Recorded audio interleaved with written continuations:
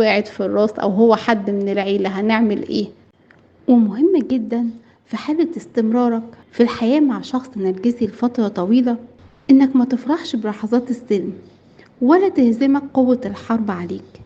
يعني مهما حاول إظهار الحب واللي دايما هيكون بينك وبينه طبعا، لأن النرجسي لا يمكن يظهر مشاعر الحب على الملأ كده. خليك واثق إنها الغرض، وخليك مستعد للطلب اللي بعدها. أما في حالات شن الحرب عليك واستفزازك ووصفك بكل اللي مش فيك لدرجة إنك تصدق عن نفسك إن أنت المعيوب يا عيني، برضه ما تصدقش وما تسمحش إن حد يهزمك أو يهز ثقتك بنفسك.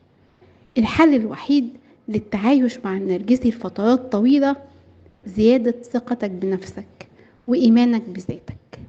يبقى لازم تعلي درجة استحقاقك، لازم طول الوقت تبقى حاسس إن المشكلة مش عندك، المشكلة عند الطرف التاني. انت طرف يستحق كل التقدير والاحترام. لازم تتأكد انك شخص مقاتل بيقاتل في معركة غير مرئية. دمتم بحب. كانت معكم لايف كوتش أميرة عبد الرازق.